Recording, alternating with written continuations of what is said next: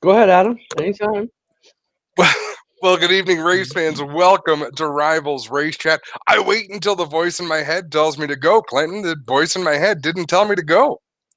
Okay, but I got a classic Adam Ross response to that. Aren't you seeing the timer on the screen that we're all seeing? And when he says go live and here you go, No, because are last we? week the countdown got to zero and we're like, okay, are we going? No, another minute. Well, how does that work?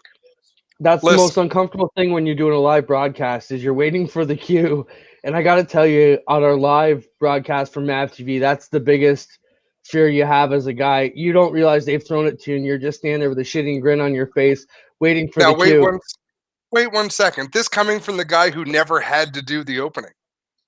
You did everything on that show except the uncomfortable opening.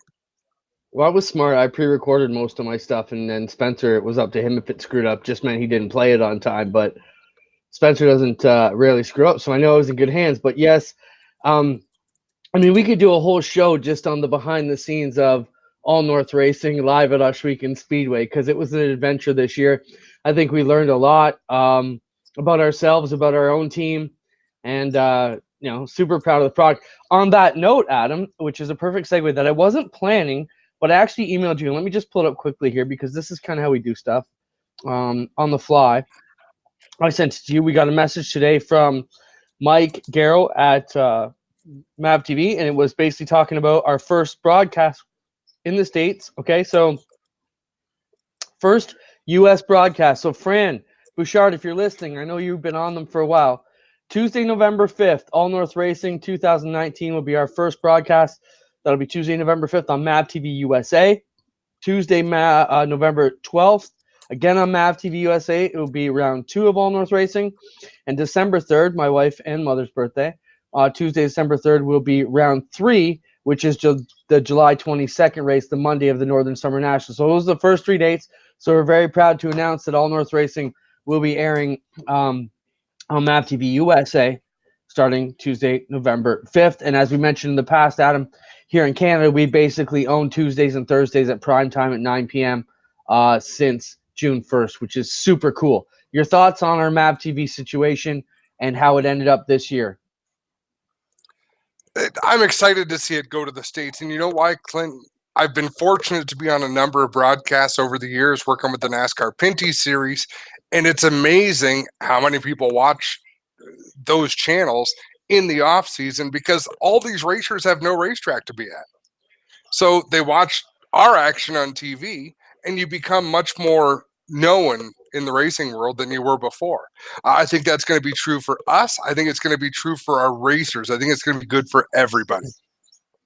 Okay, now let's bring in our first guest, a longtime friend, partner of yours and mine, and Mike's been a great guy, huge player on the New York dirt scene. We want to bring down the mallet now. We're bringing Mike Mallet. Mike, welcome to the show. Of course, those of you who are familiar with Adam and his travels around from our fan base know that Adam and Mike hosted some awesome coverage from Oswego previous week, and we brought Mike in. Mike is also a huge sprint car fan. Although he probably takes a beating in Central New York for that, he proudly trumps the Wing Nation trumpet weekly. So, Mike, I brought you in. First off, welcome, and then I want to take back to where we were just talking about because I have a bone to pick with Adam, and I want your thoughts on it too. So, first off, welcome, Mike. Great to see you again, buddy. Hey, it's great to be here, guys, and nice to finally catch up and chat with you. Even you, Well, Adam, seeing you again. I I was was going going to to say, say I saw you last week. and you lived together for Too much of you. half a week. So, Uh, So you here's were where my bone comes in, Mike. As you know, we had our All North Racing broadcast live on Mav TV. We just announced it's going to be in the States. So my talk with Adam was where I just mentioned we were on prime time from Tuesday, Thursday. They just keep replaying it, and Adam said, "Oh my God, get them off! They're saturating us. People are going to be sick of us." I tend to think of it the other way that we're catching new fans every broadcast come around. So first off, Adam, I'll let you rebuttal, and then we'll send it over to Mike for his thoughts on is too much ever too much? Adam, you I first. actually want to go back. I want to see if Spencer can replay the first part of that sentence, Clinton, where you said, Mike, here's where my bone comes in. Because really, you can't script these sort of moments. I mean, that was actually one of the best things I've heard since we've been doing the show. And Since I I've said heard a hard lot on of last things. week. Since you said hard on last week, I mean, you're nailing it. In the world of sexual innuendos, you're knocking them out of the park. What was your question? I don't even remember. I entirely missed it. Our discussion was that our MAV TV broadcasts have been cycling back and forth, and they've been replayed every Tuesday and Thursday. You told me in one of our conversations, get them off, man. People are gonna get sick of us, And you're also the same guy who told me no press is bad press as long as they spell my name right. So, what's your thoughts? Where are we with that? And then we'll throw it to Mike for his. I don't want to speak any negative. I've got a couple of messages from people saying, hey, I thought All North Racing was going to feature Canadian racing and everything we have to offer. They said all it's been is Ashweekend Speedway. And it sort of hogties me a little bit because how do you respond to that? I mean, they're just personal messages. It's not like an official letter to the editor type complaint. But I get their point. Like every time I flip past MAV TV and I see us racing, like, wow, we're on again. Yeah, I still think we're building that brand and we're making those guys household names. Mallet, what are your thoughts? I come from a different background. I don't watch much racing on TV. I don't even watch much racing on. I watch it online, obviously, when I'm home and I have to be. But once winter gets here, I think me personally, I'm burned out. But that's just because I go to 125, 130 races a year. But I kind of agree with you, Clint. More racing, the better on TV. It's all good for the sport. The more name recognition people get, the more they see it, the better off they are. I did a couple MAV broadcasts this year myself. I did Fonda Speedway, and we did one from Georgetown, and that's been on the air a couple of times. And hey, for me, it's cool to see myself on television. Let's be fair. But other than that, I guess for the average race fan that doesn't have the opportunity to go to as many races as I do, I think it's good. The more racing we get on TV, the more folks see our fans, see our sponsors, and see all that, the easier it is for our drivers and our guys to be household names, as kind of as Adam said, and to be recognized and to gain that sponsorship, because you can say, look, hey, I'm on MAV TV. I've been on MAV TV 35 times in the last month and a half. That's all good for everybody. Yeah, I tend to agree with that. Again, that is 2 more years left on that deal that we started this year. So for all the racers out there, hopefully they are putting it together.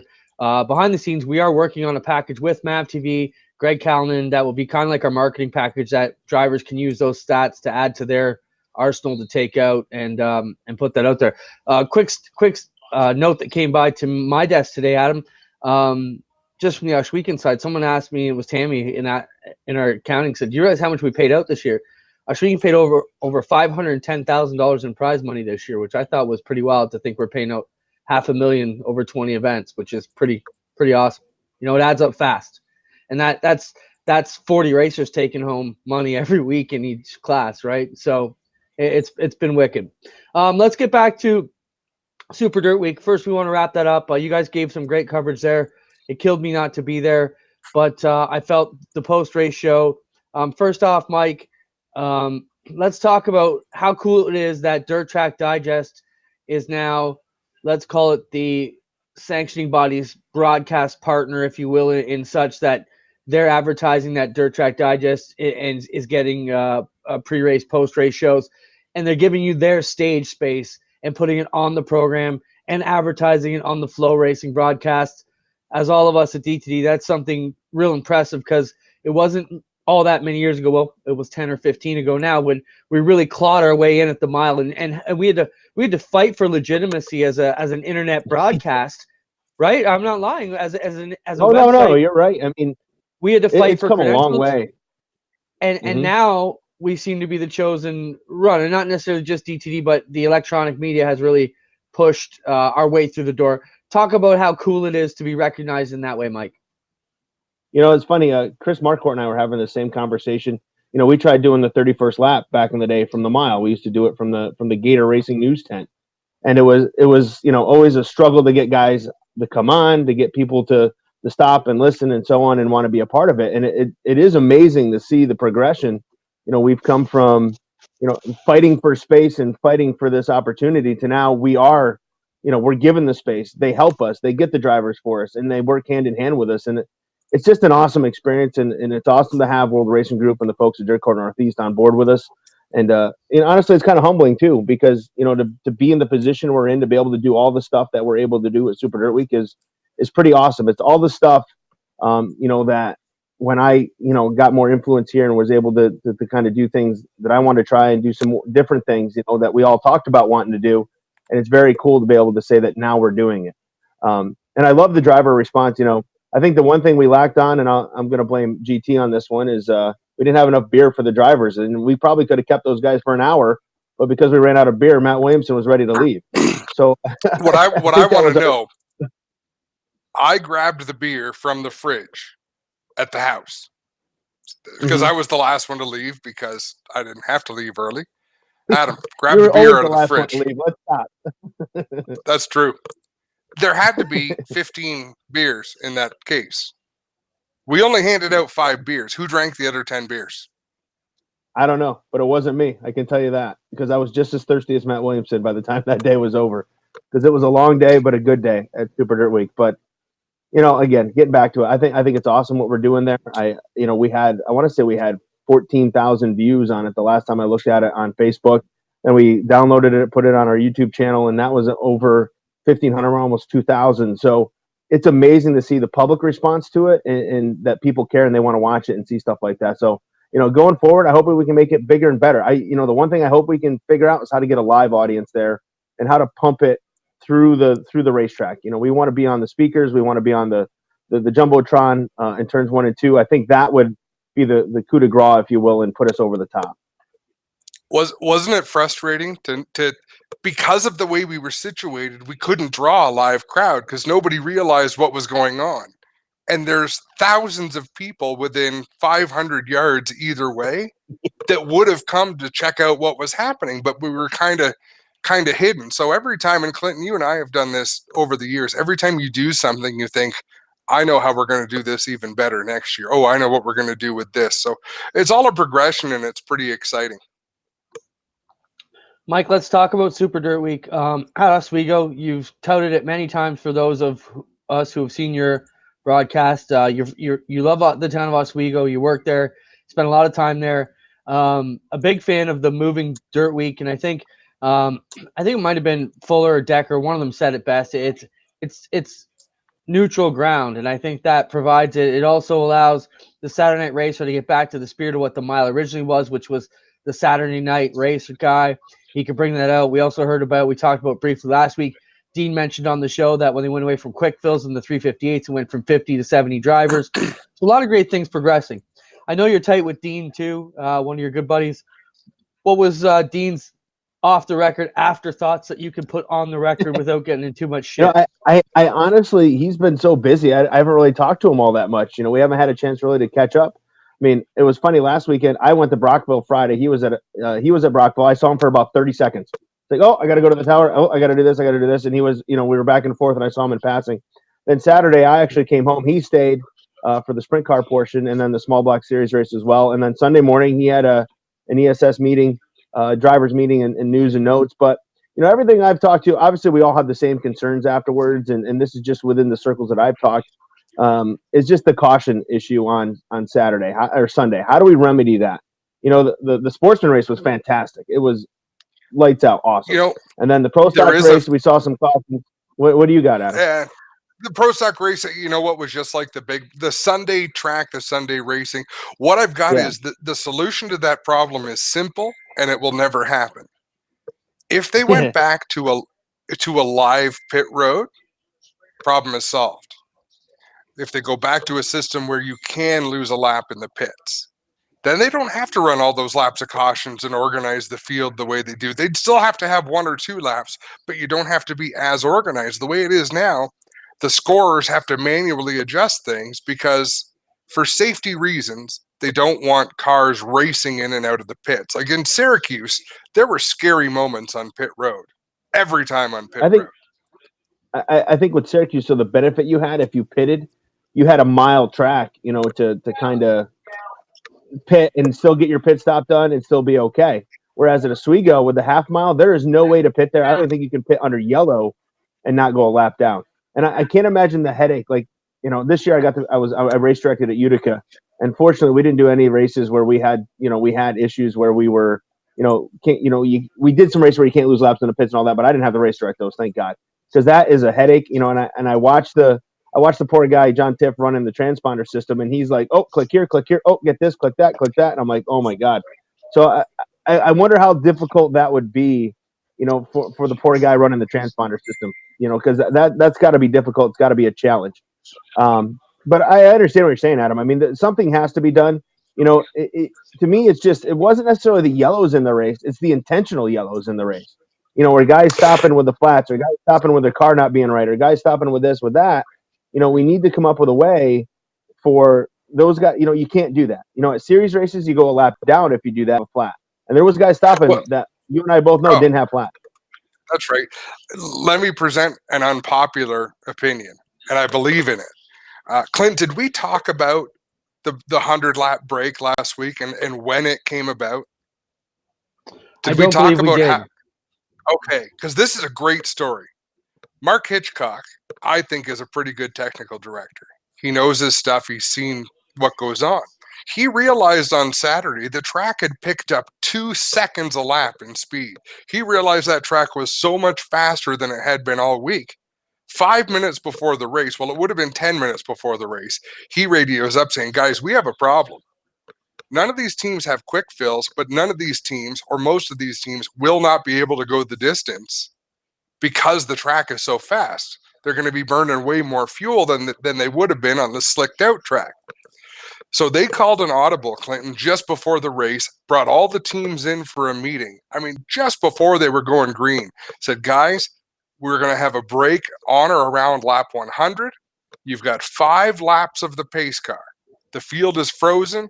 Come in, make your adjustments, make your changes, add fuel to the race car, and then we'll restart the race." Had they not done that, they could have had big problems with cars running out of fuel. And the problem with running out of fuel in the small block race is none of them have the quick fill. It's not designed to be a fuel mileage race. So it would have been real egg on their face. So, Mike, would you agree that was a good move on Saturday? Yeah. Now I'm torn because, I love live pit stops. I think they're great. They're exciting. They're fun. I understand in dirt racing, they're probably a little crazy. So I don't have a problem reserving them for the big block race and then leaving the small block race the way it is with that. That's fine with me. The big block teams, they've, for the majority of them, most of them have done the live pit stops. They have the quick fills. They know what they're doing. But I have no problem with the small block teams doing the break. I think that's fine. Let's go 100 then and go the next 50 and just and call it a day. I'm okay with that. Because, again, the small block race is still geared towards more the guys don't have the same budgets as the big block teams. You know what I mean? The you got guys warrior. moving up from sports, right? You got guys moving up from sportsmen. You got guys that can just barely afford a modified, and adding that expense of the quick fill is a problem. So I have no issue with doing that with a small block race. The big block race, though, I'm a quick fill guy. I can't help it. I enjoy the live pit stops. I enjoy the strategy of it. I enjoy all of the stuff that goes into it. Like guys have to plan out what they're going to do and how they're going to make their stops. Where are they going to stop? They're going to stop early. You're going to stop late. You're going to change tires, not change tires. I love all that strategy because not only does it encompass the driver getting it done, but also makes it a team effort and it's a team race, not just a driver race. You're not wrong. But given the choice of the small block race, from an entertainment standpoint, small block versus the big block, I would sooner you put a break in the big block race. If they're going to race like that for the whole event, I enjoyed so much watching the small block race, knowing when there was going to be a break. So there was no strategy. Just, you've got to go. You've got to race. We watched people fight to stay on the lead lap because they knew when that break was coming. So it just made things so intense. I also see your side of the argument, though, Mike. I understand totally. Pit stop races are exciting. No, I love pit stop races, and that's why this weekend. Sorry, Clint. This weekend, I see it on the schedule. Eastern States is coming up, man, and it is one of my favorite weekends. And why? Because we're going to have pit stops. All right, we'll get to that in a second. I just want to wrap up a couple thoughts that I have on that. First off, I understand why they did it, Adam. I agree. But the drama of somebody running out, we watched Matt Williamson at the end there.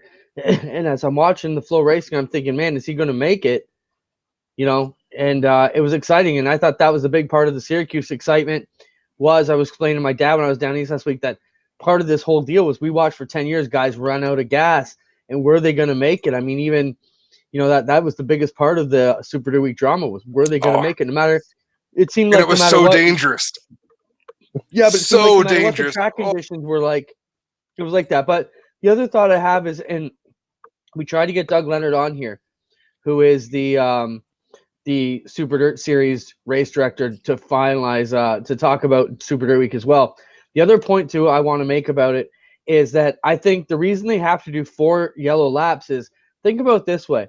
It keeps the race directors and the officials out of trouble because it's consistent. So someone gets a flat tire, or like you said, pulls over, they realize they don't really have to go yellow. If they go back to green right then, and then the next lap it's Matt Shepard and he gets 10 minutes because they're working on something on the track or whatever it is, it's just going to save a lot of grief for those guys. So I think consistency, to wrap up Dirt Week, I didn't have a problem with it. I think everybody knows what they're coming into. I thought the entertainment value was great. For old crusty guys like us, I think we all walked away happy. Just want to welcome everybody who is with us because of our Rivalz Racing League Elite Division kicks off. We had our Strickland's Gauntlet event already at 7 o'clock tonight.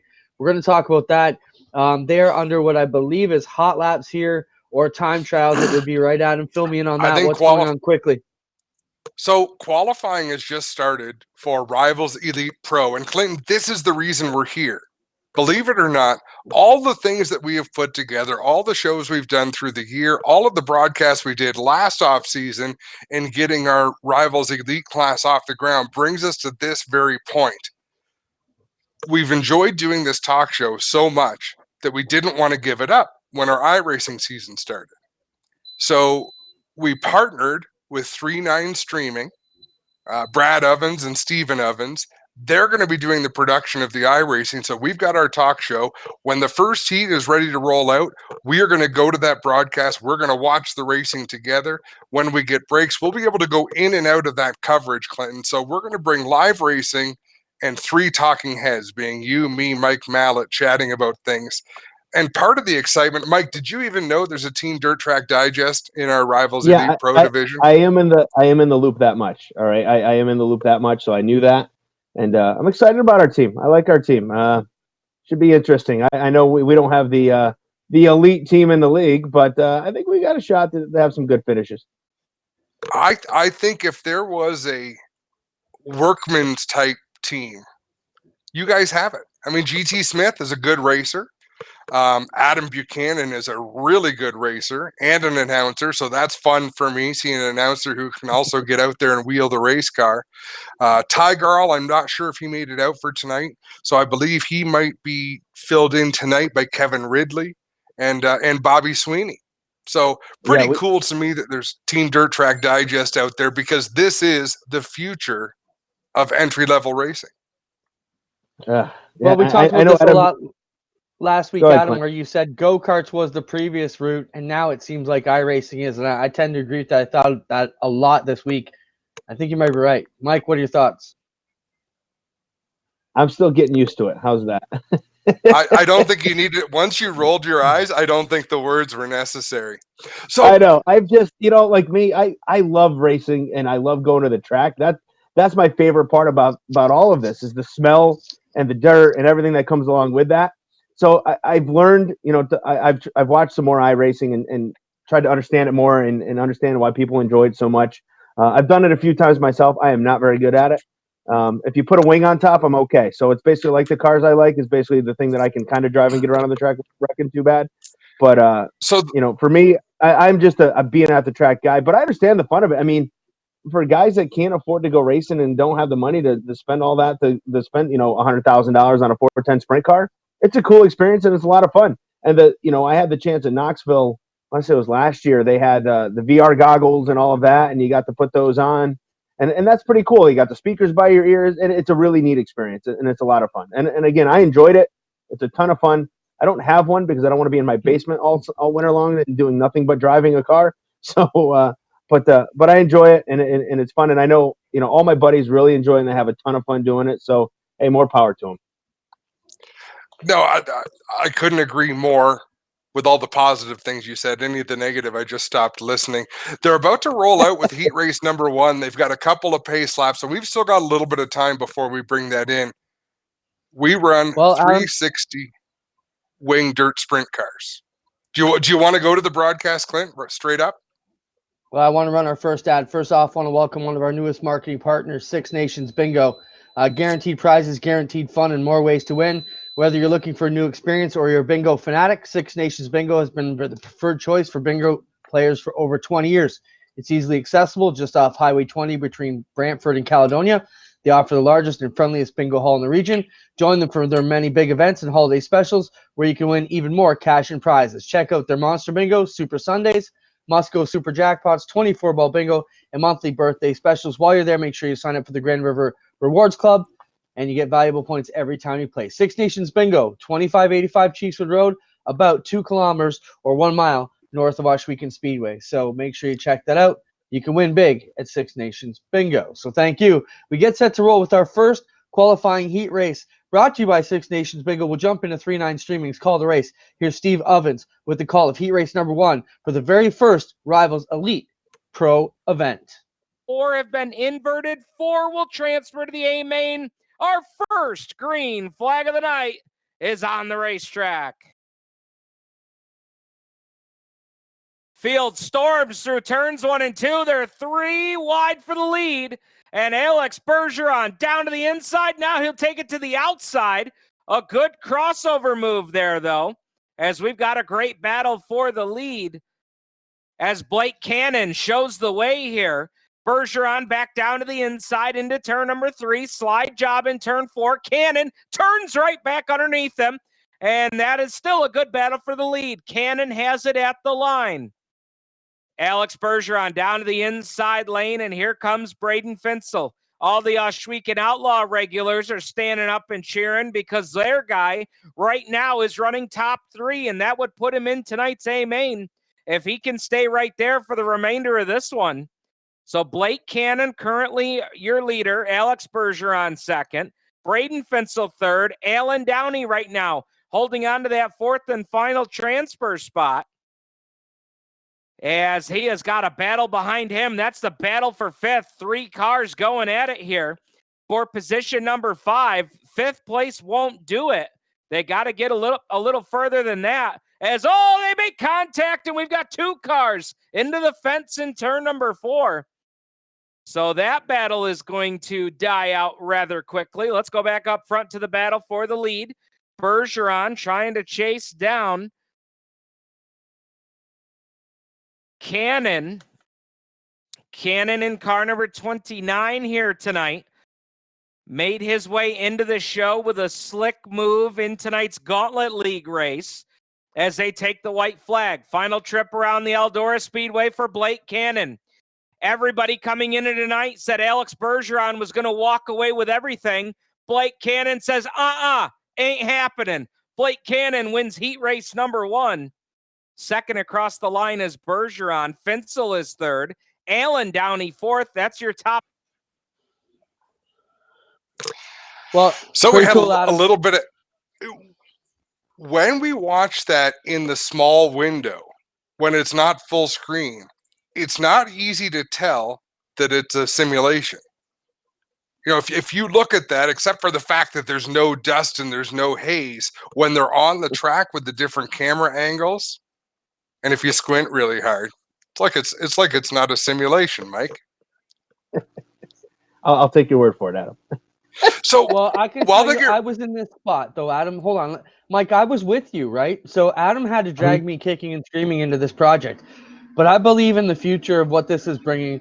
We've seen it work. And 2 guys in that last heat, Adam, we want to talk about. Alan Downey, we've talked about his praises quite a bit as a guy who came from this, got into the crate sprint, looked not out of place one time in his rookie year. And then Alex Bergeron, Mike, a guy who I believe you saw with the Empire Super Sprints, a guy who come right out of this and jumped into a real sprint car. So what are your thoughts on that, seeing these guys make the jump right into the big deal?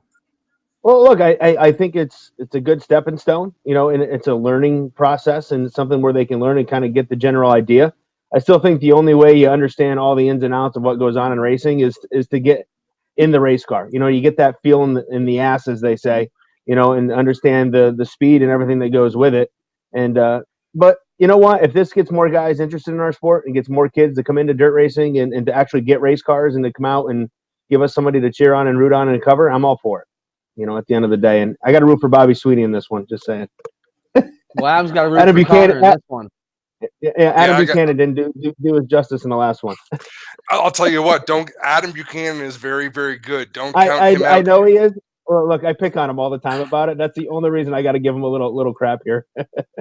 So after this heat, we're going to talk Sprint Car Racing Hall of Fame with Mike. But for now, let's watch heat race number 2 of Rivalz Pro Elite. Chad Cote in the 11, the Ohsweken Speedway ride. He is part of Victory Games team, and starting alongside him, Brandon Gutine in car number 67 out of Welland, Ontario. Green flag is out. We're racing to turn number 1 here in heat race number 2, and we've got contact right off the bat. Couple of cars getting mixed up, one sitting backwards off of turn 2. No yellow flags here in the heat races. So there's no yellow flags. If you have a problem, you essentially have got no time to make it back up, as now we've got one car that's piled into the 12. And I believe that might have been Jim Smith that was sitting broadside off of turn 2. We'll now watch the battle for second here as Bobby Sweeney going to work here on Dakota Kuhn. Sweeney right down along the inside in that DirtTrackDigest.com number 81. Right behind these guys, though, in the 4 spot is Troy Wagaman Jr. Wagaman out of Hanover, Pennsylvania, the Edrium Dynamics team ride.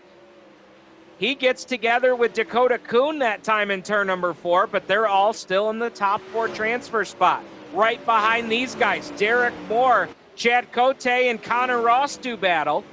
This is for position number 5, and even if they're not able to make it into the top 4 to get into tonight's A main, they are still racing for where they would start in the alphabet soup.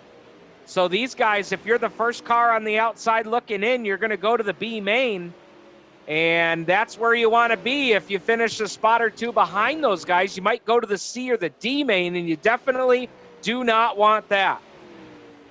So back up front, James Eden absolutely running away with it here. In car number 52, he was on the outside looking in on the green-white checkered finish of tonight's gauntlet race and drove his way into tonight's program, and he just drove his way to heat race number 2 victory. So James Edens will pick up the win. Second across the line is going to be Troy Wagaman Jr. I wish I knew which cars were which in that skirmish at the start of that heat, because that's the drop of the green is the chaotic part in these races. There's no doubt about that. Let's explain to what's going on to some of our new viewers, Adam. I know we've got some of our longtime fans who may not know what we're really experiencing here. So these are racers playing a simulation or driving in a simulation. I know I'm going to get my wrist slapped. We should have a swear jar for every time I call it playing. They're simulating racing, and these are racers from all over North America, as far away as Pennsylvania, Ohio. I mean, we don't have the list in front of us, but they come from far and wide. Quebec.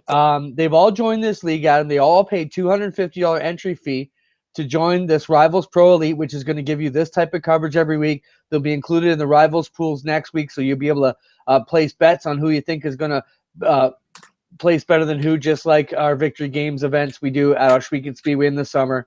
They're also part of our dedicated crew where we're going to talk about them and feature them throughout the year. So super exciting. But there's also been a heavy list of competition of drivers who tried to get in through either the Gauntlet or last night's events with the with the other 2 Monday leagues. So it's been amazing to see the outpouring of guys. I'm loving seeing all these new names coming in, and it's super cool like that. I didn't mean to monopolize all the time between the heats, but quickly thoughts on that, Adam. Then we'll throw it to Mallet, and then we'll go in and check out heat race number 3. You know what? And we can keep heat race number 3 small for now. I mean, that's what we're going to learn as we get with the flow of the way we're doing these broadcasts. We don't have to go straight to the race all the time. I mean, if it's a B main or an A main, I think we want to. You're going to get to see a lot of racing. You're going to get to hear a lot of opinions. I look on the right side of the screen. We've got a lot of topics we still have to run through before we get to the end of the show, Clinton. And we've got this race going on for a while. So we've got to feel things out and feel how it's going to work. But we're still getting into the rhythm of thing. Mike, did you have anywhere to be tonight? No, I'm good. I'm home. I'm actually doing my Eastern States weekend prep. So I got 2 stories in the hopper getting ready to go, and those will be up tomorrow, and we'll flop over on DTD to our Eastern States weekend coverage tomorrow. So excited about that, of course.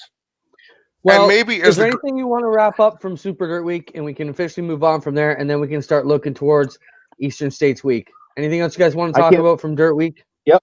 Can't wait till next year. I'm excited. I'm going to reiterate what I said last week, Clinton. I think we are not very many Dirt Weeks away from the event not leaving Oswego.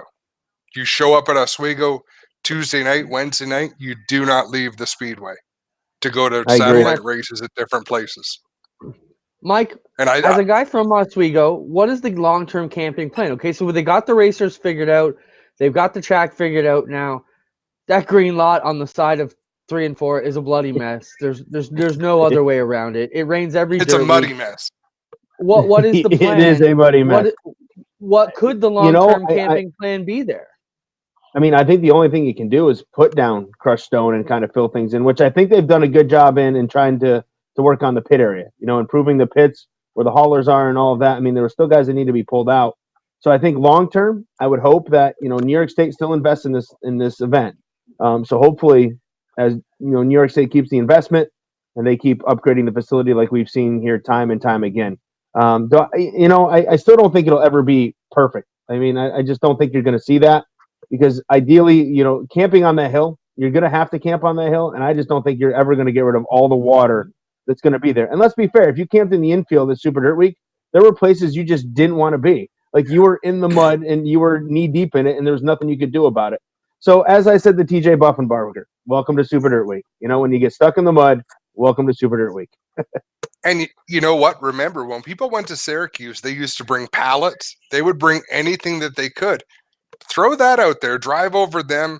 I've also seen there might be some big capital improvements coming to Oswego Speedway, courtesy of the New York State. Because it's such a big tourist event, I've seen something about some investments being made by the state that would help them with that. So heat race number 3 is over. Cole Caber, Kevin Lovey's, Jason Nygaard, and David Flick transfer straight to the A main. And then you got Jeffrey Barker and Kevin Ridley finishing 5th and 6th, respectively. So, I got a question back out to Oswego. Mike, if you look on the grandstand side, that main road that kind of goes right down the hill from the grandstand down towards, I guess, be the entrance off. I'm not familiar with the road, but is there any way we see us be able to line up campsites all along the streets? Like with that's an option too. I thought they could shut down the streets and let some campers line up along there. I think doing that. Right now, putting those campers on a hill like that, they tried that the first year, if you recall. The lot right behind the grandstands was actually camping. And then you had people with 10 feet worth of wood with their campers up on them, trying to level them off. And I just don't think that was a safe idea. And now on Albany Street, Utica Street's the street my school's on. Albany Street, you see them parking race car haulers on it because they're so that's what I was going to say. Top of the hill. Yeah, so it's so full that you have race cars everywhere. So I just don't know what they can do. I know in the back lot, I want to say it's a yellow lot where we hung out with Bill and Kim Shea from Utica Rome Speedway a lot, and they've upgraded that. They've kind of laid it out better, and there's some electric back there now. There's some hookups. So every year, that was an improvement because last year there was no hookups. There was none of that. So they improved that, and again, I think they'll do some improvements, but I think at the end of the day, some of it we're just going to have to all suffer through and kind of deal with, and that's just going to be part of Super Dirt Week. You know what I mean? It's just it's so tough, and I mean I don't know what they're going to do when you see the car counts expand because 300 is not it. We're not done seeing the car counts go up. Especially if you get rid of the satellite shows. That's right. You put 103 sportsman cars in that race, and none of them crashed. I mean, there were a couple little incidents, but nothing like we've seen. When it's an accessible race like that, Mike, you're right on. I mean, it wouldn't surprise me to see more than 350 next. I don't want to say 400. I don't think the world is going to turn on its axis, but 350, I think, is definitely attainable next year. I think that is definitely attainable. The more sportsman guys and 358 guys learn that they can be competitive and have a shot, the more they're going to try it. I mean, what do you got to lose? I mean, how many guys always wanted to run Super Dirt Week and never could because it's just the cost factor of going to the mile. But now, the first year we had our hiccups with the Baja 200 or whatever you want to call it, with the track being rough. But they got to figure it out now. We know what we're going to get. We're going to get a hard. Go ahead. I'm going to cut you off, Spencer. Put this full screen. This race is insane.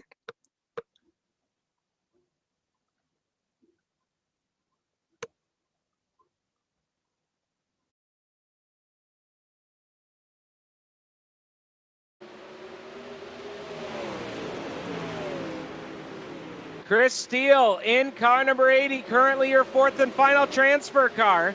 Zarfos got a little loose off turn 4 that time as they race through turns 1 and 2. Zarfos running right through the middle of the racetrack. Steele there for 4. And right behind Steele is Ian Blanchard in the 39, and he gets up into the fence. Contact with him and Mahalski. Mahalski's trying to do battle here with Larry Moody. That's the battle for 5th. Moody takes the 5 spot as they work through turns 1 and 2. Moody, the Enrium Dynamics team car, as he works the extreme bottom side of the racetrack off of turn number 2. Mahalski coming back at him here in turn number 3. Chris Steele got to run a solid line here. Cannot make a mistake as checkered flag is in the air, and the win will go to Cody Hartlaub. Adam Elby will finish in position number 2. Jeremy Zarfos 3. Sorry, Mike. That's kind of what we want to do. There were slide jobs everywhere. You're fine. I just know that I'm going to have a conversation with my team here because only one guy has made it in. Listen, the level of competition is intense. And I'm trying to remember, there was a track last year GT was so fast, and he got wrecked on lap 1 of the heat. I had to listen. I'm still listening to that. Yeah. I'm sure you have no idea. I hear all about it all the time and how mad he is about his iRacing, and I just make fun of him, tell him it's a video game. Just because it's fun. I have trouble with that. I know. It's required though. Question. Wayne Dempster, and we want to include our viewers. So Wayne Dempster says, why on God's earth did Dirt stop lining up the Checker 200 starters on the front stretch, both at Syracuse and Oswego? We know it's a time issue. Do you think we would ever see that as an opportunity for the fans to take pictures? I don't know. I think that would be kind of cool because they do it at every other series race. So you wonder why they don't bring them all out and line them up. But you know how long that would take when you got 40 cars? I think that's part of the time crunch kind of thing because you don't want to keep people there all day on Sunday.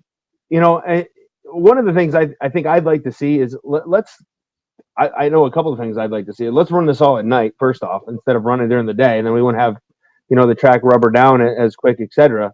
And, as Adam and I talked, the satellite races, eventually they're done. Like I don't see them, if everything goes the way it's going, you're not going to have them. So let's figure out a way to run the Sportsman and 358s together one night, their features, say Friday night, and then run the Modified and the Pro Stocks on Saturday night. And then that gives you time for all that pageantry stuff and that fun stuff that you want to see and expect out of Super Dirt Week. You know what? It's going to be cold, but we've all been to Super Dirt Week when it's cold. And I can say that because I sit in the tower and I type up live updates all night. So, but it's pretty warm up there. It does get really hot in there, but then it gets really cold in there too. But I think that's a way to mitigate some of those issues. And let's go that route and get that done. And, I know the satellites really help the racetracks, but Jimmy Phelps talked. His wasn't as good as he is expected and wanted. I think, Adam would probably agree with me based on what he told us on Friday afternoon on the show. I know Utica was okay. It wasn't spectacular. Wasn't huge. I mean, the only crowd we saw at a satellite that was phenomenal was Brewerton, but Brewerton is, traditionally known for that. But what happens when the car counts are what fans come to expect? Like this year was 24 modifieds.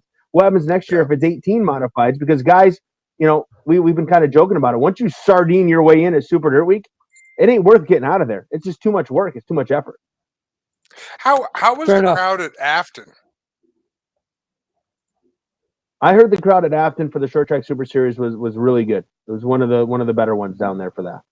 I know Ronnie Ford at Afton really worked hard this year on getting that surface fixed and changing things and making it racy so guys could race there. And I think that really benefited him. 50 cars, he did pretty well. And But Afton, again, is so far away. I don't know if that really – we consider it a satellite event because it's run during Super Dirt Week. You have guys that will run both. But I don't think you consider that a traditional satellite event. Fair enough. Let's move on to Eastern States. Mike, I know another place that is very dear to your heart is Orange County Fair Speedway. So let's talk about that. You must be excited all month of October, buddy. You get everything you want coming to you. So Eastern States weekend, the big story leading into it is what? Well, is this Brett Hearn's last, hurrah? That's been the talk. He made some comments at Super Dirt Week about, kind of cutting back, maybe being done. The speculation has been all year that once he's done racing, he's going to focus on running Orange County and assisting at Middletown, which we all know is coming. Maybe it's the worst kept secret. Maybe it's not a secret. Maybe they're all throwing us off, all of us media guys off. Who knows? But I would expect that to start happening sooner rather than later. I don't think Brett's completely done and hanging it up. But, that's one of the stories. And I don't want to go too much into this because it's my story tomorrow on Dirt Track Digest is tidbits going into Eastern States. But I think that's the big thing everybody's looking out. And I think the other thing everybody's going to watch for is Stuart Friesen. Stuart Friesen's going to run Thursday night, the hard clay finale. And then he's got to fly to Martinsville. He's got to run Martinsville Friday, Saturday, and then he'll be back on Sunday to run Eastern States and try to race his way into the 200. And let's be fair, he'll probably have a past winner's provisional. I'm just going out on a really thick tree limb and assuming that. So, those are kind of the two stories coming into the weekend. There's some other stuff going on too. HBR to Bignell's, big deal. That's a big change for them coming from TO. And there'll be some different guys there in different cars that you might not expect. Nothing I've confirmed, but I can't confirm it to the point I'm ready to print it. So that makes it hard. Was there much backlash for Mike Mahaney after what happened at Oswego, Mike? I know he was. I want to say he was penalized. I talked to Dean about it. I can't remember. He was fined and he was put on probation for that incident at Oswego. For us, it was great because we got the video. So I mean, Adam, did a great. Adam and you and Matt Bach did a great job. That was a good one, but with the team, with his own team. I mean, that was out of character for Mike, but it was a high profile incident at a high profile race. Yeah, I think no matter how much we try to change it, racing is a very passionate sport. Tempers are high at times, and you see guys do uncharacteristic things all the time. And Mike Mahaney, obviously getting wrecked out. If I'm getting wrecked out of the biggest race of the year, it's going to bother me too. And am I going to do what he did? I don't know. In the heat of the moment, we never know what we would do if we were in that position. Maybe Mike felt like something else happened in that race and there were some other things that happened. Who knows? But, I haven't heard of any ramifications in terms of things happening to Mike. And, I believe he's going to be at Eastern States this weekend. And he's had some good runs at Middletown. So it'll be interesting to see. But other than the dirt car penalty, that's all I know at this point. Okay. Let's go back to Eldora. I don't know. Is this alphabet soup? I don't. Well, we've already seen a few of these guys, so this was got to be the C, Adam. I saw Adam Buchanan in it, and he didn't run good in the heat, so I'm assuming this and there must be, okay, I'm going to assume penalties were handed out, because I'm sure Jim Smith just had a good run in his heat. I see he's at the back of this one. Ernie Williams at the back of this one, so we might have to get Cody. Jim Smith got spun out and stayed in the field and got run over. I'm pretty sure that's what I heard Stephen Ovens say. But you could be right. So next topic we're going to jump on is the Batmobile returning with Stuart Friesen behind the wheel. I think Spencer's got a couple pictures of it. First off, cool to have the thing back, but Mike, it's been causing some controversy. People have been not liking the changes, even though it's been said that these are the changes that Kenny Weld would have put on the car. There's Stuart Friesen testing it earlier this week.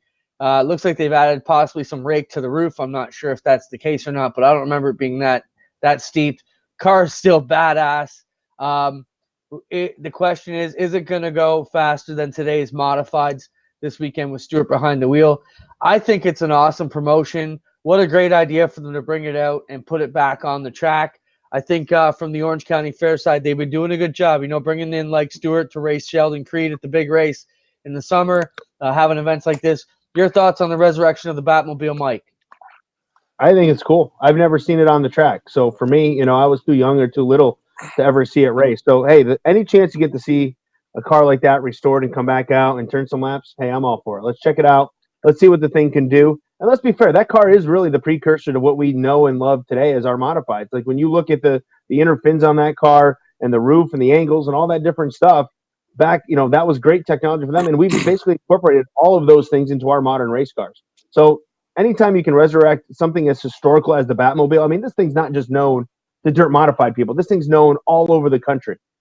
So I think that's neat, and I think it's cool, and it's a cool little gimmicky thing to get some fans there that want to come see the Batmobile. Look, I'm going to be excited and super pumped to see what Stuart Friesen can do in the Batmobile on Sunday. And keep in mind, this is 40 years. 40 years after it came out. Yeah, for sure. Spencer, bring up Eldora. There's 3 laps to go. Well, GT's got the last transfer spot, so I thought we better give him some tea time here. Popsicle sticks in the air. And the question is, who will transfer? Williams and Buchanan well out in front of this one. But can Chad Cote make a move here to get himself into the B main? GT Smith down to the bottom of Stephen Goldner. Goldner holds the spot. White flag is in the air.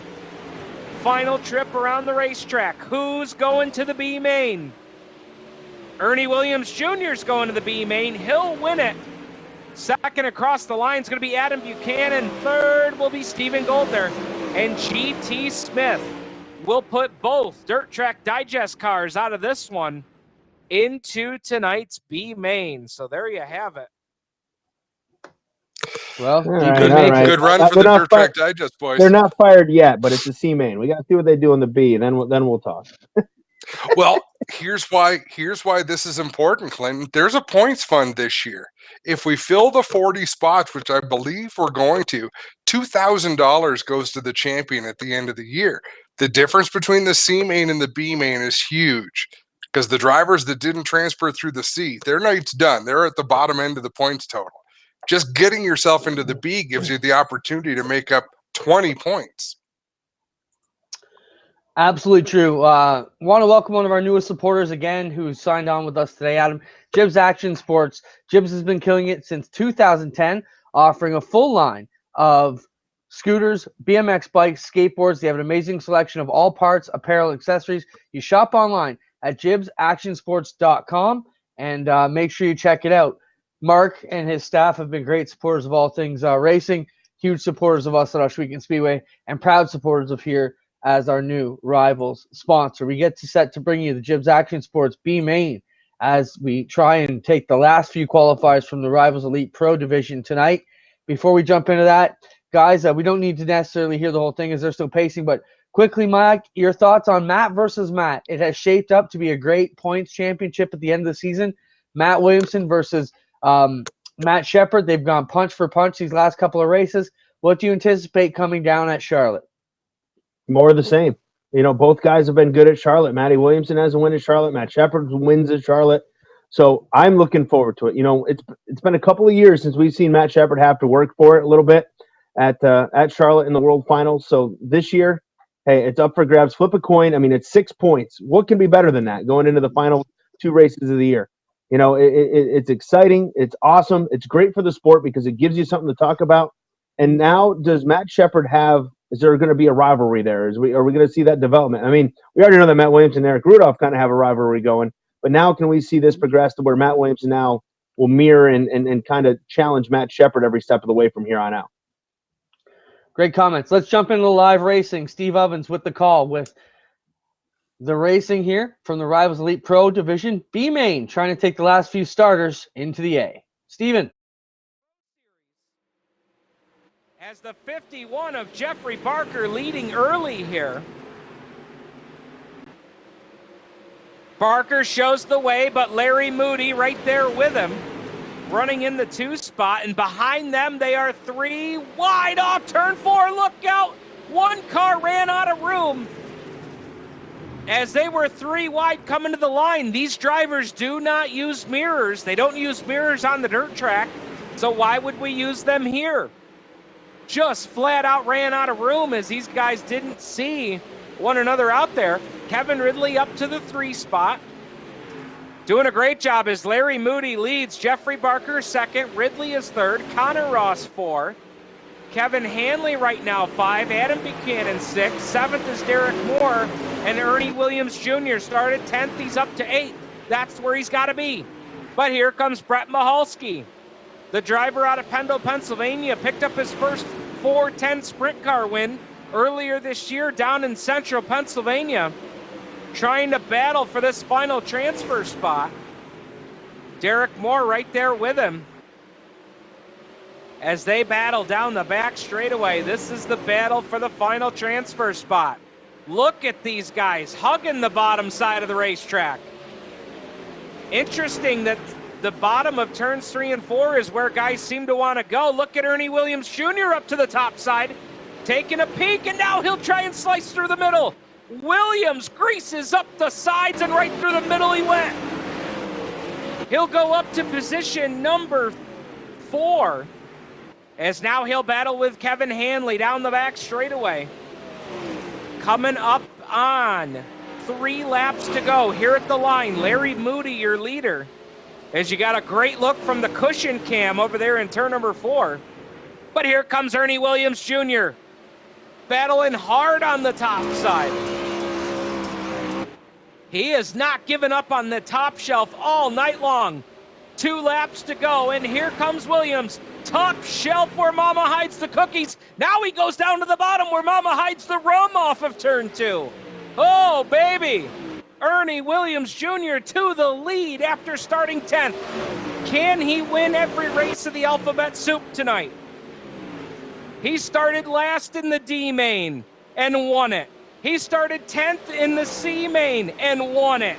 And now he starts 10th in the B main, and he won that too. Ernie Williams Jr. gets the win. Larry Moody finishing 2nd. Jeffrey Barker 3rd. Kevin Hanley 4th. Your final 4 transfer cars. Kevin Ridley. Wow, some amazing racing going on there. And it looked like there were some adjustments.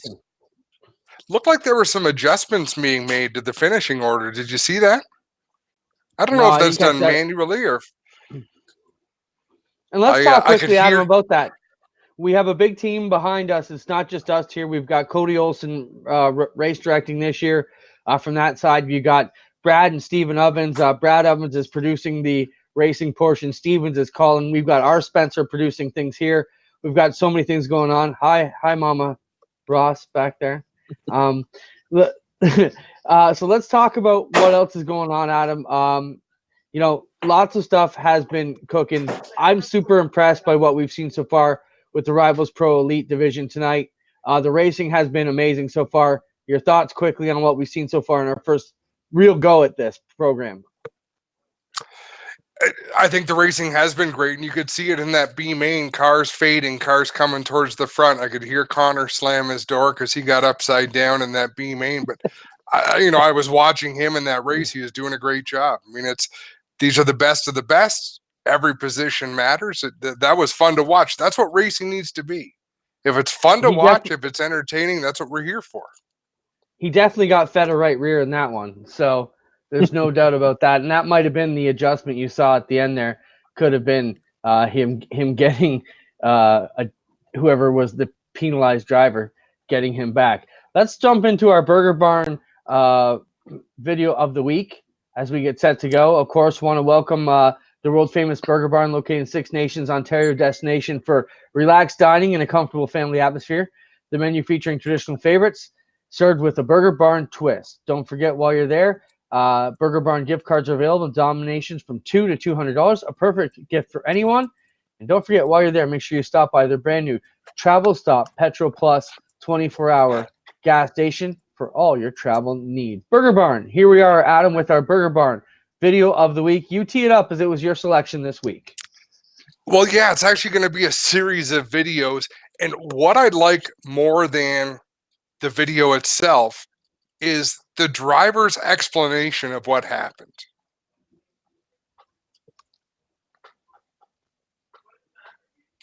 For a couple of years now, and I cannot believe we just pulled this off today, and it's all because of those guys down there. So thank you to everybody. Flo just came on board, new sponsor with us. I'm sure they're going to enjoy this one today. Right, all the work that goes into it. A young man getting his first career win, Kansas Speedway race fans. And while the celebration is going on, guys to the ground. That's Cole Custer getting back up now. But a fight going on down there, Dave. And they're still at it down here. Custer's been pulled out of this mess here. Custer and Reddick walked towards each other, and then the confrontation started. Little name calling, a lot of shoving, but neither of the we drivers, can probably jump to the next video from there, Spencer. I mean, that's the gist of I it. was just frustrated that This is what we want to see. and then runs up in us in the wall. So whenever, I mean, if he wants to wreck cars and put them in the wall from time to time, that's fine. But when it affects me, I'm not going to be very happy with it. And I don't know. I just went over to talk to him and say that. I put my hand on him, and then he just went berserk. But I thought we had a good car. I thought we had a shot to win. Just a lot of things went wrong. Did you go up to him to have a rational conversation in your mind, Cole? Yeah, I always went up to just yell at him. But I put my arm on his shoulder, and he went berserk. So I guess don't want to do that to Tyler. But You went to seek him out under caution. You were going to go hit him on the racetrack. Is that correct? no, I wasn't going to hit him. I was just going to show that I wasn't happy with him. But yeah, I wasn't going to hit him on the racetrack. And then the last video, there was a third link there, Spencer, and it's not a very good quality video, and you've got to go to the point where it's actually on the last column there. So Spencer's going to queue up Tyler Reddick, and it's actually someone shooting their TV, like a video of their TV. But what's important to me, and I watched this live, and I was taken aback at these two young drivers, how they explained exactly the same situation. Spencer, are you able to cue that up? He is working in the background on getting that video queued up. And I'll pre-warn you, this is a very poor quality video because it's someone's phone shooting at their TV screen. So Spencer, I think we want to go. I had put in the notes where you wanted to go in that video. You've got to advance quite a ways.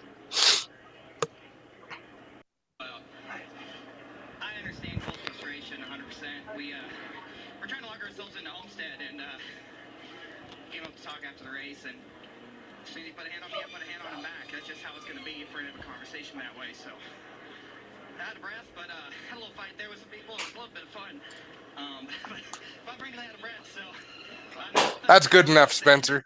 So Cole Custer says, I wanted to go up and talk to him. I put my hand on him, and he didn't like that. Tyler Reddick comes back and says, he came up to me, and he put his hand on me. And if you put your hand on me, I'm going to put my hands on you. And it's two young drivers not saying the right thing. They were just saying the truth. And I found it really refreshing that there was no PR spin. It was, if you want to go, I'll go you. Now, yeah. Hey, let boys have at it, man. That's what NASCAR's lacking a little bit. They take some of the character out of these guys. I'm not saying we need a brawl every week on NASCAR, but let them have some fun. Let them go at it. Let them speak their minds and get their dander up, if you will, and adds a little excitement. I mean, hey, I was entertained watching that video. I didn't even see that before this, so that was awesome. If I had known that was going to happen, I might watch a little bit more NASCAR. What do you think, Clint?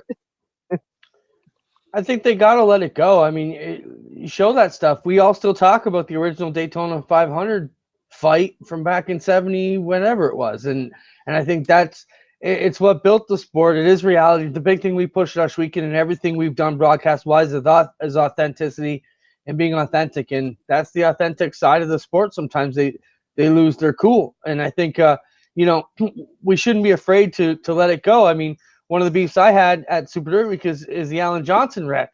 Okay, we seen him get together with Bellinger there. He flipped hard. Then they cut away for like 4 minutes. And I'm like in the flow box. I'm like, what are they afraid we're going to see? We saw them already flip. It's not like we're going to see Alan Johnson. You can't see anything inside the car anyways, even if you wanted to. So, I don't know. I think you got to let it run. But, Mike, I'll let you go. I want to say thanks for being with us. I know on behalf of Adam, too, it was great to have you here. We'll do this a lot more. You've got some great insight. Make sure you travel safe. We're going to wrap up this broadcast here shortly. It's been a great hour. I think that the tie-in's been awesome. We do want to go to the A-Main here shortly because we want to feature all these drivers and make sure they get their dues. Anything you want to say to Mike, Adam, to wrap things up before we give him his final say and we jump into the A-Main? No, Mike, good to see you. I hope we make you a regular guest here this winter because I do need you to tell your Sprint Car Hall of Fame story. I know that's very important to you, and we will talk about it. We'll make that a topic, even if we do it for next week, Clinton. It's a good story. We want to cover it. Mike, you can commit to coming back next week and bring us some stories back from Eastern States. We'd love to have you. Matt Williamson only has tell already half of them. committed to next week as well. So, Oh, cool. Eastern States, it'll be 50-50. We'll see what I can tell you. But I'm looking forward to this A-Main. I'm going to watch it. Awesome. fair enough. Yeah, Thanks, hang Mike, around. for Let's being go. with us. I want to say thanks to all of our team behind the scenes, Cody Olson, race directing, all the drivers participating, Brad and Steve Ovens from their streaming side of things to keep this race going, Spencer for everything you do for us. I'm Clinton Jeffrey along with Adam Ross. Make sure you enjoy this iRacing. If you want to get involved, send Rivalz Racing League on Facebook a message, and we will get you hooked up no matter your skill level, or if you don't have any skill, or even way, we'll get you in the game. Or the simulation. Slap my wrist twice. Here we go. Live to the A-Main with Stephen Ovens' call of Rivalz Elite Pro feature number 1. A great battle up front as Edens with the slide job. Here comes Blake Cannon, going to turn it right back down underneath him. Alex Bergeron has moved up to third, and he's watching this battle for the lead as Edens back underneath Cannon. I think Cannon got the wall off turn 4 that time. He'll surrender the lead, and now here comes Alex Bergeron battling for second. Bergeron down to the inside. The team ABR, number 12, started in position. Number 5, he's up to second at the line. So Bergeron up to 2, but look at Cannon right back around the outside off the second turn. James Edens out front. Bergeron, Cannon, Cabré, Elby, Hartlaub, Zarfos, Wagaman, Ernie Williams Jr.'s up to 9th. Let's go back and take a peek at the progress of Ernie Williams Jr. Started 17th on the field tonight, currently up to 9th and looking for 8th into turn number 3. Williams, who used the outside lane, now takes it down to the bottom. They go 3 wide into turn 1, and Williams picks off 2 cars. Jeremy Zarfos battling right there with Troy Wagaman as these guys battle with Ernie Williams Jr. Cars racing through turns 1 and 2 side by side for the race lead. Back up front, Blake Cannon going to work here on Alex Bergeron. Bergeron takes it off the top side of turn 1, turns it right down the bottom off of turn 2 to take the 2 spot back away from Cannon. Using that slider line is working right now for Alex Bergeron, but here comes Cannon down to the inside as you ride on board with Bergeron. Slide job by Cannon, but Bergeron turns right back underneath him. 12 laps are on the board. Now make it 13 as we have 17 laps to go in this one. And boy, this is shaping up to be a dandy. Cannon and Bergeron are absolutely going at it for the 2 spot. That's allowed Cabré to reel these guys in. Cannon got a little piece of the concrete at the start-finish line. That lost a little bit of momentum for him, and there goes Cabré down to the inside. Cabré will take the 3 spot. So Cabré up to 3rd now. Bergeron holding on to the 2 spot. The difference between your top 2 was 1 second, 1.005 seconds. Now the battle is on for 3rd. That is Cannon and Cabré. Cannon got by him for a moment. Cabré turns it back underneath him and will take the spot at the line. Slide job into turn 1 there as Cannon tries to reel him back in. Right behind these guys, guy we haven't talked a whole lot about, Adam Elby, solidly in position number 5 as he's trying to track down the 44 of Cannon. As these guys working the top shelf all the way around the Eldora Speedway right now. Your leaders will be approaching traffic here momentarily as the first car that will fall victim to your leader will be the 44 of Adam Buchanan.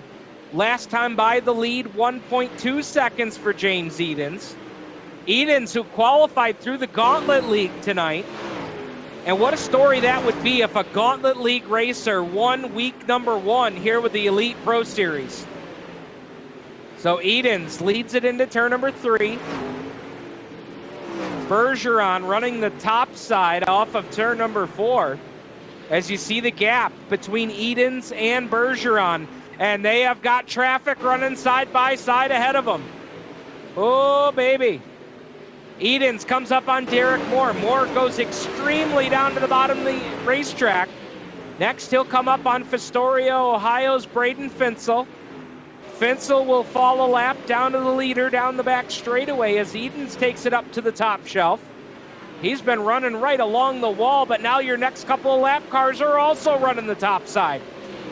Mahalski in car number 73, the 95 of Dakota Kuhn right there. And this is going to be a problem here for James Edens. Edens, who now has a 1.7 second lead. We'll see what it is this time by. Now the lead is stretched to a full 2 seconds, and he goes 3-4 wide in traffic goes your leader. And Edens makes it work. Holy cow, a hold your breath moment there for James Edens with 5 laps to go. Now make it 6 to go, excuse me. Edens your leader. And he has pulled some daring moves in lap traffic. Wow, 4 wide off of turn 2 to put 3 cars a lap down to the field. Let's take a look back here and see where Bergeron is. He is now racing with Cabri for the 2 spot. Cabri right there with him. Bergeron up to the top side. Cabri down to the bottom. Cabri takes the 2 spot. So Cole Cabri up to position number 2. Bergeron back to 3.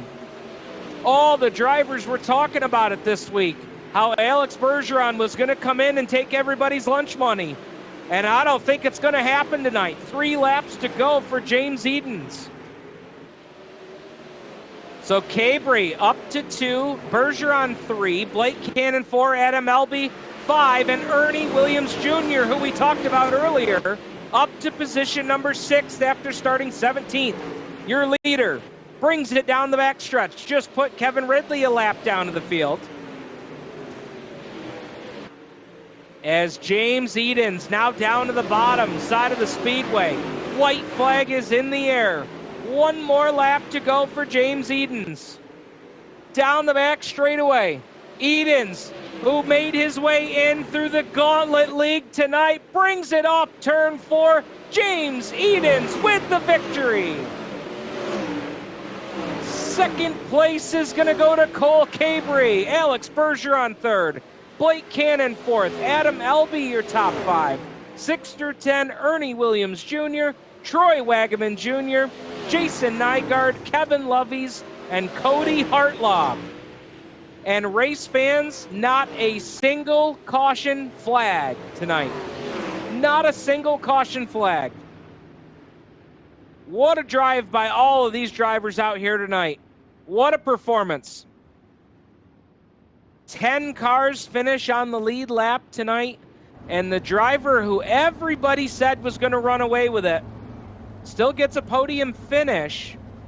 But James Edens drives his way through the Gauntlet League and picks up the victory tonight. We will work on talking to your top 3 drivers here momentarily.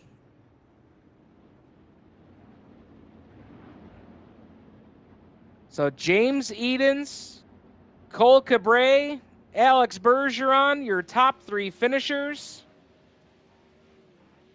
What a run here tonight. And if we can get him dialed up here, let's talk to Alex Bergeron, who finished 3rd here tonight. As we will pull Alex up here into the 3-9 streaming studios. Finishing 3rd place tonight. Alex, tell us about your run tonight. Yeah, race, it went, we're going caution free basically. So we had to save fuel there at the end since there was no caution. So we had to take it easy, and that's why we fell off the pace there. And Edens, went forward and we're catching him there mid race, and we had the speed to win the race tonight, but we came off short. Did that surprise you tonight that we didn't have any cautions, that it ended up becoming a little bit of a fuel race at the end? Well, really it was going to be a material lap green only, I think, and there in the race it was 30 lap race, caution included, so that kind of changed the done there, and that's why we ran out tonight, because we didn't expect to see no cautions there, because it's slick track, and but we're gonna learn and be better next week. This really is a great way for you guys to start off the Elite Pro Series, though, with a top 3 run. I mean, this is going to be a daunting 20-week stretch here, but a podium finish is a great way to start it. Oh, absolutely, for sure. As a team with Team ABR and Jason, I think finished. I don't know where he finished tonight. I didn't have time to look, but he ran good too, and he had good speed, and we had good qualifying speed. Qualified first tonight for me, and I think qualified 7th or 6th. So absolutely awesome run for us tonight. And we look forward for a second race next week. Alex, tell us about any sponsors, anybody you'd like to mention here, and we appreciate your time and a great job to finish 3rd. Oh yeah, I gotta thank the whole crew, Team ABR, Jason Nygaard. We worked very hard the whole week to be ready for this race. Unfortunately, we didn't win tonight, but we'll be back next week. I thank my girlfriend as well, my dad for watching, my partners. Thanks CSI Shocks, Pit Logic, who came on board for the series. They were already on board for the car, but now as a team for this series is awesome to have them. So Pit Logic and CSI Shocks, go check them out on Facebook. I thank all my other partners for great support, and all the fans out there for tuning in, and Rivalz Racing Elite for putting the series up. All right, there's Alex Bergeron, who finishes in position number 3 tonight. A great job for him. We're going to talk to Cole next, who finished in position number 2 tonight. Cole, you had just a solid run tonight. Started 3rd and finished 2nd. Tell us about your run. Yeah, it was fun. I knew coming in the track was all rubbered up, so I mean there was really nothing we could do but just be easy on the throttle and run the top there. And I fell back a few spots, just kept my calm and came back up through and had a good battle with Alex there. We talked a little bit to Alex about the fact that this race went green to checkered tonight. Did that surprise you tonight? A little bit, not really though. There's a lot of good drivers that were racing tonight, and so I knew they could just keep them straight. And so I wasn't planning on going green, maybe one caution, but I mean that was the best part. I haven't had a racing like that in a long time. Was fuel a concern for you guys at all because we went green to checkered? Not at all. We always just run a little extra just in case something like that happens. We don't want to play it close, so luckily we chose the right choice this time. Well, man, you had just a solid run tonight, and you, just like our winner tonight, made your way into the program through the Gauntlet Racing League. I mean, the Gauntlet Series. So that's got to be you had to work just a little bit harder than everybody else tonight. That's got to make this second place finish feel just a little bit better. Yeah, we were talking about that. It's actually really good practice for the start. You get 30 laps to figure out the car, figure out what you need to do to it. So in my opinion, it's better for me to see what the car's going to do in 30 laps in a race condition, and instead of testing by yourself or something. So, but yeah, it was definitely better. Well, tell us about all the folks that make it happen for you on the car number 71, and congratulations on a second place effort tonight. Thank you. Swindell Speed Lab, I couldn't do it without those guys. They helped me so much. iRacing obviously wouldn't be doing it without these guys. You guys for putting on the league and stream and everyone, yeah. Well, there you have it, our second place finisher here tonight. Cole with a great job aboard car number 71 here. And without further ado, folks, it's time to bring in our feature winner tonight, another driver that made his way into the Elite Pro Series out of the Gauntlet League, James Edens. My goodness, man, what a run for you tonight. Yeah, that was good. I was definitely shocked to see that thing went 30 laps green to checkered. We got into some lap cars. I don't think I've ever been into lap cars on iRacing yet. Normally we get some lucky time cautions that keep us out of them, but that was fun. I was going to ask you about that. I got a question for you, and that was one of them. My goodness, the lap traffic. At one point, you went 4 wide in lap traffic off turn 2, not knowing, precisely where Alex was running in second. How nerve-wracking was that for you? Yeah, we got 4 wide there that one time. I definitely wasn't trying to do that, but I think one of the guys messed up, and then they were racing. So, I was just, luckily they were all holding their line pretty good and, not racing me back too hard.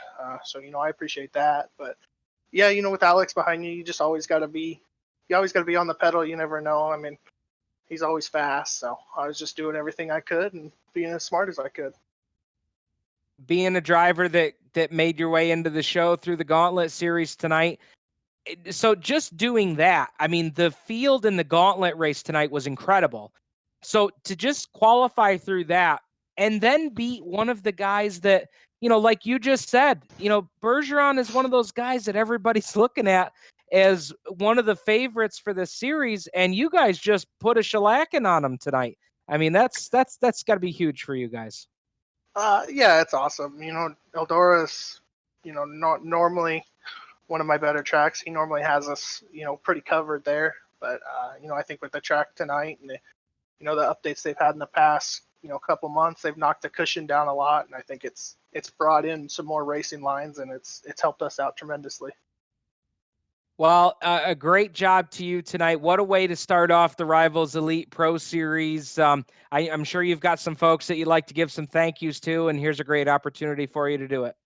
Yeah, I just got to thank all the Speed Lab guys and, all the sponsors over there, Bell Helmets, Weiser Organics, South Bay Partners. And then, I gotta thank the Rivalz for putting this on. It's gonna be a fun 20 weeks, I think. Well, that's for sure. What a great way to start it off. And, man, great job tonight. Really impressive effort in a green to checkered run. And you sliced through traffic like a surgeon tonight. Great job. Thank you, sir. All right, there's James Edens, our feature winner here tonight with the Rivalz Elite Pro Series. And just like that, my friends, we are done with week number 1 of the Rivalz Elite Pro Series. Here on 3-9 Streaming and Turn 5 Media. We want to thank all of our partners here, the Rivalz Racing League, Rivalz Race Chat, DirtTrackDigest.com, DirtTrackDigest.tv, and also Strickland's GM out of Brantford, Ontario, our Gauntlet Series sponsor. If you want to get involved with this race league, RivalzRacingLeague.com is where you want to go to get all the information, to sign up, to register. It's never too late to register. We've got a great $12,000 in prize money to be won through a points fund, as well as weekly purses on top of that. I mean, there is just a great way. And if you've never been involved in anything on the iRacing platform, check out Oshweekon Outlaws Racing League that runs on Monday nights and Wednesday nights. They've got a league for every experience level. If you're a rookie, never been in iRacing, never been in racing before, we have got a great ladder system here with the Rivalz Racing League, and you're going to want to check it all out. Again, RivalzRacingLeague.com, Rivalz Racing League on Facebook, and that is going to do it. I want to send a shout out to Brad Ovens in the 3-9 Streaming Studios in Penn Yan, New York, doing a great job behind the scenes tonight, giving you great looks of all the action tonight. My name is Steve Ovens, the announcer here for the Rivalz Elite Pro Series. I want to thank Clinton Jeffries and Adam Ross for bringing us on board with this effort.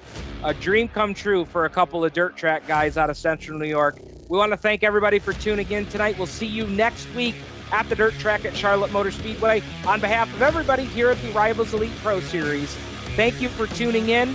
We'll see you next Tuesday night. Good night, everybody.